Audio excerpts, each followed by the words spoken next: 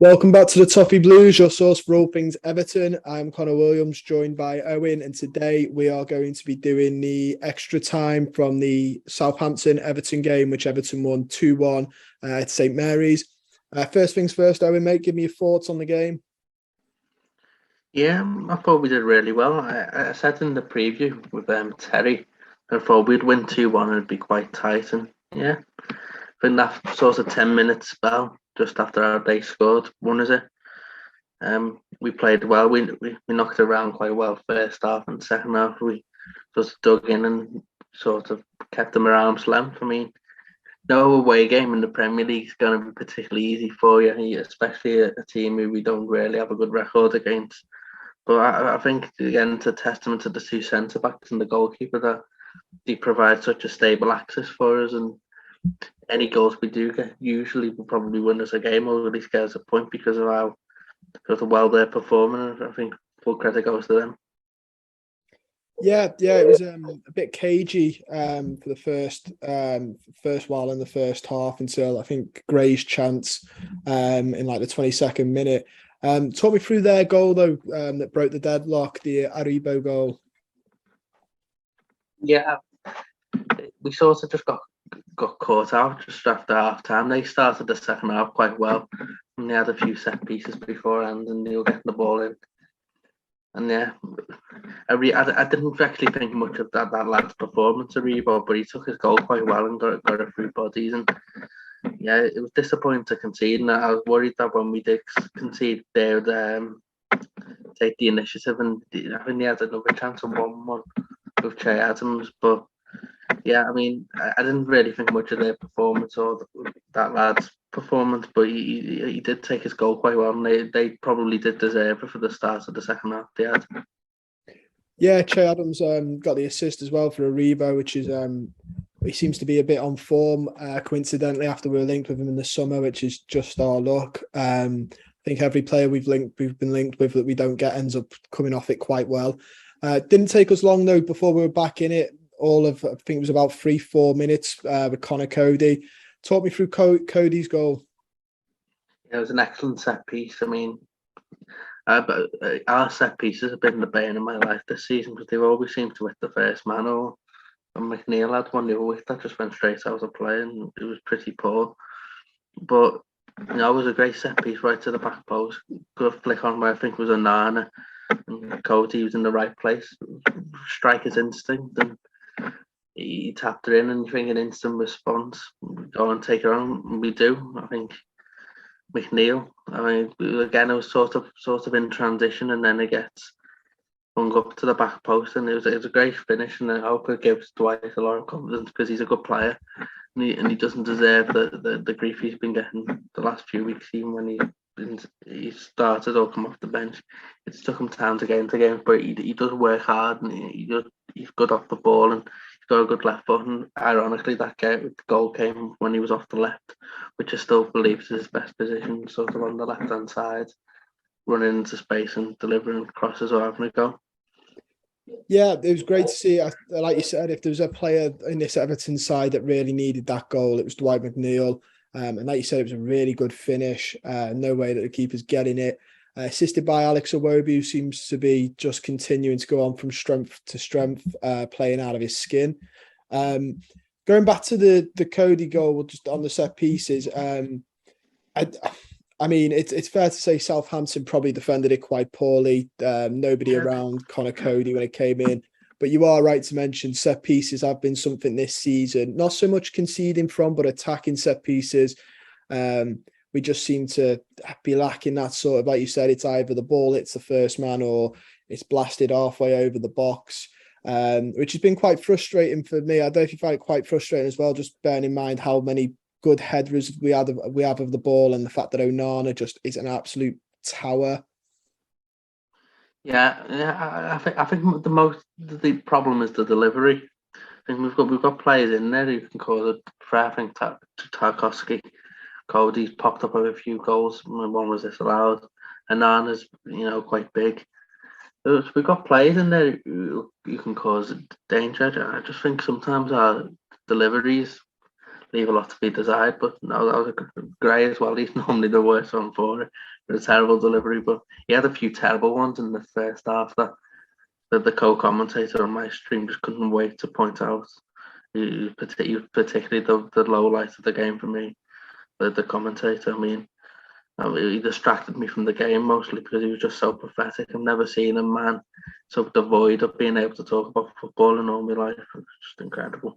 But yeah, the set piece deliveries. Yeah, I think McNeil was quite good at Burnley, corners and set pieces and that. So I'm surprised he hasn't took them all. But Gray, yeah, I've been underwhelmed by his deliveries. That was a really good one, and I like the ones that hang up at the back post that we can sort of get them towards goal, because I think it's quite difficult to score from first contact in the Premier League because the defenders seem to have your sort of main target well sussed out, but Southampton were all over the place with that. Yeah, I think you're right. I think especially with Damari Gray, I remember saying with Alex the other, I think it was from the last game, that his delivery just his crosses weren't very good as well. It's clearly something he needs to practice on. Interestingly enough, obviously you said Dwight McNeil used to be all right with them at Burnley. Like you said before, could be a confidence thing. Hopefully the goal tees him on now. You mentioned his preferred position, which I also agree with. I don't think we should be playing him how he is. But do you think this would sort of give the indication that he is better just on that left-hand side as a left-handed winger instead of being played? I think we've seen him out on the right. We've seen him played up front as well for a very small period at the start. Yeah, the striker thing was kind of enforced on us, but the right-hand side one's interesting to me because if people seem to want to love to overcomplicate his game, and he's not very good at that sort of right-hand side role at all. And he's played there a few times over the years, and he gets lost in games when he has to drift in, and the ball gets taken off him pretty easily. But when he's got a clear role down the left, and he's got one job to just sort of operate there and sort of link up and get it in the box and cut in and have a shot, maybe he's a lot more effective. And I said that when he joined, but people wanted to overcomplicate his position as a wing back or off the right or as a centre midfielder. He's none of that because he doesn't get involved in the game enough. I think you've got to give him a simple. I said to someone the other day, it was like he's not as good, and you won't have the career, but a bit of a Ryan Giggs off the left, and I think that's the type of player he is. Just someone who Ryan Giggs was never someone who really moved positions, but if he was playing now, he'd be getting his position overcomplicated. And I don't think McNeil should play anywhere else really other than left midfielder. Yeah, I agree. I think sometimes the way the tactics in football move and how advanced, sometimes people forget that it's fine to just play the basics. I will, obviously, McNeil, if he does stay out on the left, will have the sort of promise, and I'm definitely hoping that this comes to tuition when he's fully fit. At the minute, Moipai isn't really the type of person to, swing high crosses in on. Calvert-Lewin, rumoured to be slowly but surely coming back. I think Lampard said today they need him on a rush. They're being careful. They don't want to rush him. But when we see Calvert-Lewin, I'm hoping we'll see a bit better from McNeil as well, because he'll have somebody to aim for who he knows is just going to, as long as it's a suitable cross, he's going to get on the end of it. Yeah, I think that a target man does suit him to play up on, and it will allow us to get the ball in the box a lot earlier. I think sometimes we just take forever to get the ball into dangerous positions, and it happened a lot. It happened a lot on Saturday in the first half. We're just playing in this semicircle on the edge of the box for a bit. We never really got an effective chance of doing that, but we get the ball out wide and get it in the box. I think it allows us to cause pressure, and you might get a second ball or a chance through it. I just think sometimes we're one of the better ones for it, but other teams just take forever to get the ball in the box, and it's usually to the detriment. I think the pace of the game this season it's just been really slow. I think at times, and it takes the life out. I think Man City, they played the best possession game I think in the world. But they move the ball so quickly through the lines and get into dangerous areas. They overload the back post and everything. But some teams, they don't know. I've loved to overcomplicate it. Yeah, I agree. I think sometimes as well, it's odd to say it about us because in the past we've been used to using the wings so often, knocking it out to the fullbacks or the wingers and getting a ball across. We've mentioned obviously the goal scorer Connor Cody, and we've mentioned how well he's played. Just out of curiosity, it's still early on. It's only I think it's like 6 games in this, isn't it? 5 or 6. Or something like that. So it's still a bit early on, but so far from what you've seen, have you seen enough of him to maybe think about, do you think the club should go for a permanent deal once his loan deal's up at the end of this summer? I'd seen enough of him before he joined. I think in April and May, the accounts tweeted which centre backs do you want this summer. I said Connor Cody and James Tarkowski. I knew that both of them would complement each other quite well, and the good defenders, and people giving mythical names from the Championship and abroad, and sometimes the better devil, and the very good centre backs. I would have no issue signing Connor Cody. I mean, I'd have signed him anyway, but I think he's proven to me that him and Tarkowski have been really, really good. People talk a lot about Wobie, and he's probably been our best player, but them two, you know exactly what you're getting every week, and you're not going to get performance from like Mason Holgate can have 3 good games, he'll have 3 terrible games after that. You're not going to get that with them two. The really top quality centre backs, and people just want to look for hidden gems all the time, but them two you're not going to go wrong with. So yeah, I've signed Cody, but you don't want to just rush in and sign him now because he could have a stinker for about 4 months and then we all look stupid. Yeah, you have to you have to wait until the last possible moment. But if it was me, I'd have no issue signing him, and I've signed him anyway. Yeah, I agree. I think he's a very clever defender. He's not just the fact that everyone talks about his leadership, but his positioning as well. There's loads of times I've seen a dangerous ball played into towards our goal, and he's just there. He's just manages to pick up, which is brilliant to see as well. It means he can afford to not be the quickest, shall we say, which I don't think he is, but he doesn't need to be if his mental attributes are slightly better. And especially with Wolves at the minute, it seems like a bit of a silly one for Wolves to have let go. We did see the return of Seamus Coleman, obviously because of Nathan Patterson's injury. How did you think Coleman got on in his first game back? Of course, he played really well. To be honest, I don't think he did much wrong. I think he was very simple in give and goes, clearances. You're not going to get amazing buccaneering performances from Seamus Coleman anymore. But I feel we're at the stage where even you do, he's accepted his limitations now. I think he plays to his strengths, and yeah, he did well. People were saying all kinds of mad suggestions of who we could play right back when Seamus Coleman's there, just trying to back him. But yeah, he did well, and I wouldn't have an issue in playing until Patterson's back. Yeah, currently I think he's to be fair, he's realistically, unless I know what you're saying about people had these options. People ran about Vinagre there, which I'm not too sure about, and I think Carl John. How would you play left back, right back? It just makes no sense to me. I'm surprised people were so willing to do that because for a long time we had to watch John Joe Kenny at left back, and bar the Leeds game, which people will be quick to point out, but bar that Leeds game, I'm telling you now, it was abysmal behaviour to watch a right-footed player play left back. So I'm surprised people were that quick to want to see a full back of one strong foot at the wrong side again, which is absolutely mental. But we had Carl John on the bench again, though.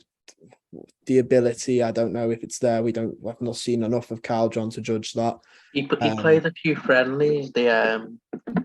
So McCarlow was here. I think he played a few friendlies. He didn't do much, but that was the only time I've ever seen him play them few friendlies. The summer of 2020. Well, hopefully, fingers crossed, we might, unless it's short cameos when games are already tied up, we won't need to see much more of him because Seamus Coleman's back in the fold. Fingers crossed anyway. Speaking of players that play well, Alex Iwobi again, another assist. Obviously, you mentioned him before, saying about maybe our best player at the minute in terms of form.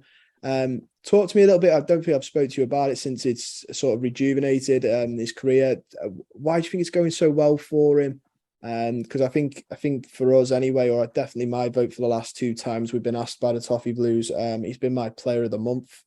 What do you think's the reason for his sort of career rejuvenation?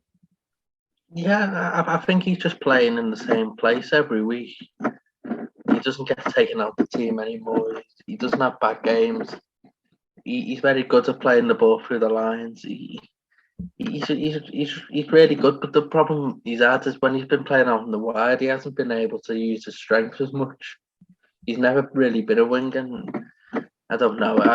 I just think it's all come together for him. He's obviously he showed a lot of effort towards the end of last season. That got him so far, and that's given him confidence. And he's played in the same place. I think it's the perfect storm for him. And I think he's definitely the first name on the team sheet at the moment because what he offers us with the ball and what he offers us without the ball. He does go and engage teams. He genuinely starts that off, and I think there'll be no issues for me.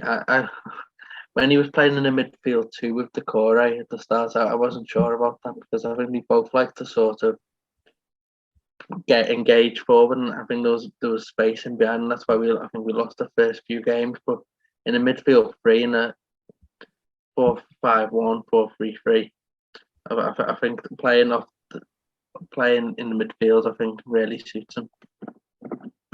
Yeah, it seems to be. I mean, people were bringing out that he said that his preferred position was in the middle a few years ago. I think that was when Silva was here. He was sort of saying that was his preferred position, and now we're seeing. I know you see with that. He said that, when Carlo was here, and Carlo played him in the midfield that the weekend, and he had the worst 20 minutes I've ever seen in my life and got hooked. So it sometimes works for you, sometimes it doesn't. But I think now he's playing every week. I think he's been given. I think he's also benefited that we've had quite a few injuries and players haven't come in at the start of the season. And he's played in game form. I think it's just been the perfect storm for him. But he is starting to repay the faith people had in him when other people didn't, and he was pretty poor even in any position for a good 3 years, but he's sort of growing into it now, and I think he's got confidence and he's got clarity of position as well. I think that the longer that goes on, it can only be the betterment for Evan and Alex Iwobi that he plays every week in the same position.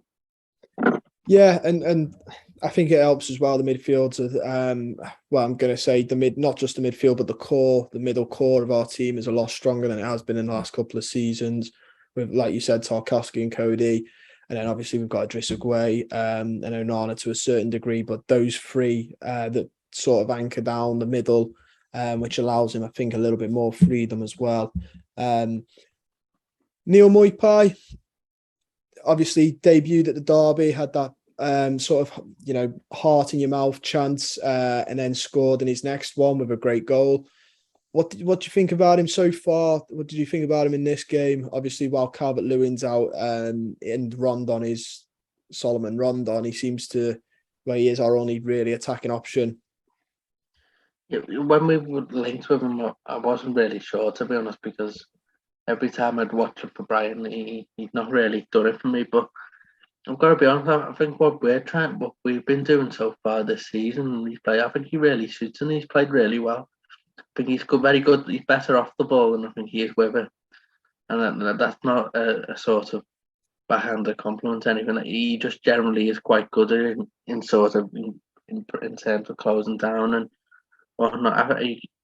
I think he's one of them. I actually think Neil Mope is strangely one of those strikers that the more chances he gets, the worse he kind of does in the way that it can be overbearing for him, in the sense that he's been relying on to break teams down and whatever. But in Everton, he's not really getting that many.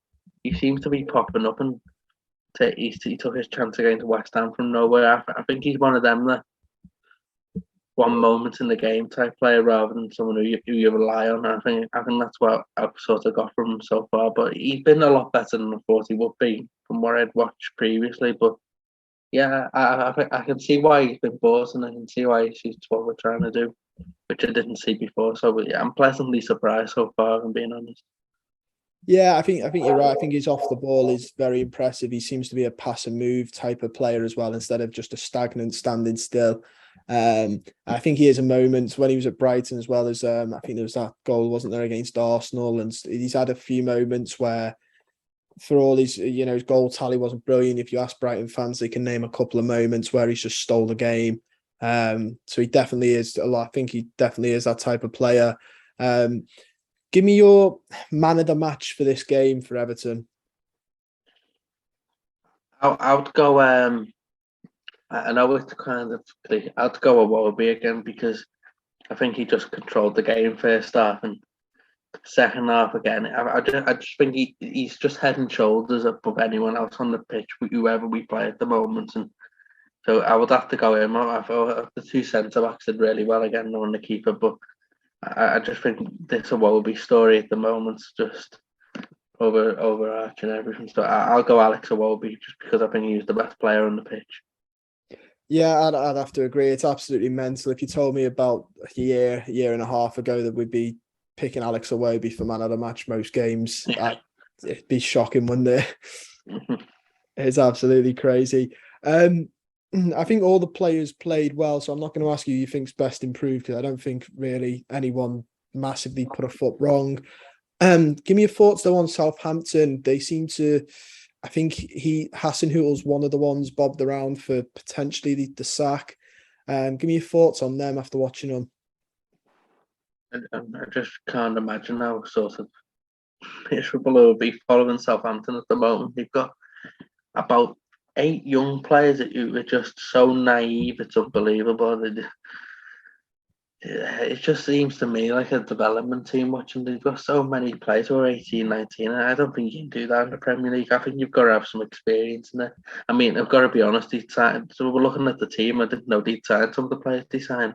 And Nate Maitland-Niles, I didn't even know he'd went there. But yeah, I think Hasenhutl's done a pretty good job there over the years, considering they were on the precipice of going down when he went in there. And they've always managed just about to stay up. I worry this year that they could actually go, because it just seems lifeless at the moment. They don't even have that bit of something about them. I don't see what's going to win them games. Ward-Prowse, but they're quite open as well, and I don't know. I worry about them. I don't see what keeps them in the league, to be honest, other than just the pure look of Southampton finishing 16th every year, which I think we've become accustomed to. I thought they were quite poor. They were flat. They were terrible the other week against Villa when I watched them on Friday night. And they weren't much better. Yeah, they were. I was watching that one. That was dreadful. And they weren't much better on Saturday either. I'd worry if I was a Southampton fan, to be honest. I don't know what they do with the manager, because did he take him out and completely plummet, because they could do very easily, because I don't see a kind of a golden bullet here. But then again, he could take him out and he could go and run. I don't know who they would get, but I think there's a lot of inexperience in that team. And what I would say they needed above anything, there's a few 28, 29-year-olds who can just come in and calm it all down, because when they were at the best, I think, 7, 8 years ago, they had players who were 28, 29, and they were bringing kids through the academy as well. And I think the sort of balance of that, they were a top 7, top 8 team. They just took it too literally, and they've not bought anyone decent for about 5 years. And Ward-Prowse is still there, going to the well every year for them and trying to dig them out. But I don't know. I think Che Adams is a decent striker, I say, to be fair. But other than that, I'm not sure it's all about them. But there's, I actually think, other than Brentford, I don't think we've played a single team who's played well against us this season. I mean, they've all been pretty crap, to be honest, every team we've played this season. not all crap teams, but they're out of form or they're just generally crap. And Brentford played really well against us. Leeds had a good second half, but other than that, everyone else has been really poor. It makes me think if we can just get a consistent team going, we could quite surprise a few, I think, but not going over the top. But other than, I just think our midfield, our back four, nick a goal. Don't know. I think there could be something there. And just by us playing every team so far, and me thinking they're all pretty poor. Yeah, no, I definitely agree. I think somebody said the other day, there's at least 2 games, where you look now at how the teams kicked on and you're like, should really be doing Villa being one of them. People are, quite annoyed that we didn't get a result against, get a win against Villa because Villa seem to be a team that are out of sorts. Forest, I think, was the other one. When you look at Forest, Yeah, it was after the Forest game, which I was so sort of belligerent with the manager because I just looked at them teams and thinking I just think we should be doing a lot better against these really terrible teams, and I think we've turned that around since. But I think them first few games were pretty poor. We nearly lost to Forest as well, and I think they're in crisis. I think Villa are terrible. West Ham are in crisis. Chelsea, we're in a crisis. Could be. Liverpool in a crisis. Brentford and Leeds are fairly okay. I mean, Leeds have probably improved from where they were, and Brentford, I think, are a decent team. But other than that, I think you're going to have to go a long way to saying many teams are pulling up many trees this season. Yeah, I agree. I think now's where we get truly tested. I think United next, where they had an all right September. September sort of thing. Ten Hag winning manager a month, Rashford winning player and stuff. But they're a bit hit and miss depending on who you are. Tottenham, a tough team. Newcastle look a bit better under Howe. And then Palace. So I think this is where we'll get tested a little bit better. They've only won. Have they won the same amount of games as us? Newcastle. Newcastle. Yeah, so we're talking Newcastle. They're not doing that much better than us, trust me. Tottenham are a decent team. United, you don't know what you're gonna get. I don't look at any of these teams. I think they're formidable, really, because even going 3 years back, there was a bit of. I've looked at the league and thought it was going somewhere, but no, honestly, I think real opportunity for Everton. Yeah, hopefully. I mean, it's better than last season, is what I keep thinking. I think personally, I keep saying we'll finish like 10th, 12th, which I'd be happy with. That's not a knock either. Yeah, I can see that. That's not a knock compared, but you know what I mean? That's a good building block. But all I keep thinking is compared to last year where we were, things could be a lot worse, couldn't they? Yep. But I think that's all I've got time for today. I just want to say thank you, Owen, for joining me. It's been a pleasure speaking to you, mate. Yeah, you too, mate. No worries. Don't forget, guys, if you're watching, to like the video, subscribe to the channel if you're not already, and comment down below your thoughts on the Southampton game. How happy were you to see us get a result away from home? And I'll see you guys very soon.